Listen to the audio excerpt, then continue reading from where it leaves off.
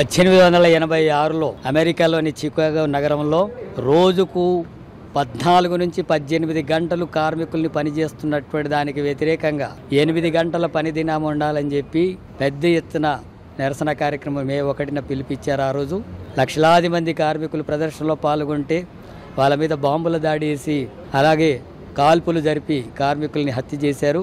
ఆ నాయకత్వం వహించినటువంటి వాళ్ళను ఉరిశిక్షలు కూడా వేశారు. దీనికి వ్యతిరేకంగా పెద్ద ఎత్తున దేశవ్యాప్తంగా ప్రపంచవ్యాప్తంగా నిరసనలు వ్యక్తమవుతున్న నేపథ్యంలో 1889న 2వ ఇంటర్నేషనల్ ఇచ్చినటువంటి పిలుపులో భాగంగా అంతర్జాతీయంగా ప్రపంచవ్యాప్తంగా మే 1న కార్మికుల దినోత్సవం పోరాట దినోత్సవంగా జరుపుకుంటున్నారు. అందులో భాగంగా ఈ రోజు ఇక్కడ కూడా మేడే కార్యక్రమాన్ని సిపిఎం పార్టీ ఆధ్వర్యంలో నిర్వహించడం జరిగింది. ఈ రోజు కార్మికులకు 8 గంటల కోసం ప్రాణత్యాగం చేసి సాధించుకుంటే ఇప్పుడు మోడీ ప్రభుత్వం 12 గంటలు ఉంటుంది. అట్లాగే కనీస వేతనం 26,000 ఇవ్వాలని చెప్పే దాన్ని అమలు చేయడం లేదు. కార్మికులు సమ్మె చేయకూడదు, సంఘం పెట్టుకోకూడదు, వేతనాలు పెంచకూడదు అని అడగకూడదు అనేటటువంటి చట్టాలు తీసుకొచ్చింది. ఆ చట్టాలు గతంలో ఉన్న పోరాడి సాధించిన చట్టాలు రద్దు చేసి ఇప్పుడు ఆ చట్టాలు లేకుండా చేసి పెట్టుబడిదారులకు అనుకూలంగా వివరిస్తుంది.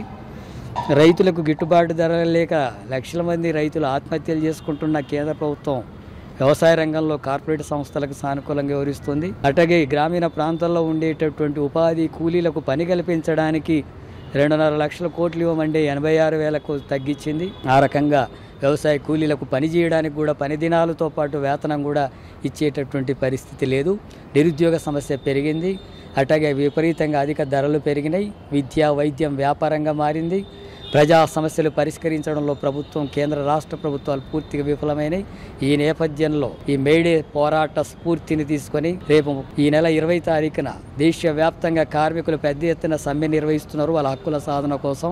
ఆ సమ్మెకు సిపిఎం పూర్తిగా సంఘీభావం తెలియజేస్తుంది, మద్దతునిస్తున్నాం. వాళ్ళకు మద్దతు ఇస్తూ ఈరోజు మేడే 1 నుంచి 8 తారీఖు వరకు తెలంగాణ రాష్ట్ర వ్యాప్తంగా గ్రామాల్లో బస్తీల్లో ఈ సమ్మెకు మద్దతు తెలియజేస్తూ కార్మికుల హక్కులు పోరాడి సాధించుకోవాలనేటటువంటి చైతన్యంతో సభలు ప్రదర్శనలు కార్యక్రమాలు నిర్వహించాలని చెప్పి పిలుపునివ్వడం జరిగింది. దేశవ్యాప్తంగా కార్మికులంతా సంఘటితమై శ్రామిక వర్గాలంతా సంఘటితమై ఒక ప్రత్యామ్నాయ వ్యవస్థ సోషలిస్ట్ వ్యవస్థ కోసం పోరాడకుండా శ్రామిక వర్గాల రాజ్య స్థాపన కోసం పోరాడకుండా మన సమస్యలు పరిష్కారం జరగవు. పెట్టుబడిదారీ భూస్వామ్య వర్గాలకు మతోన్మాదక అనుకూలంగా ఉండే వ్యవస్థలకు వ్యతిరేకంగా సోషలిస్టు వ్యవస్థ నిర్మాణం కోసం శ్రామిక వర్గాలు ఈ మేడే స్ఫూర్తిని తీసుకోవాలని చెప్పి కోరుతుంది.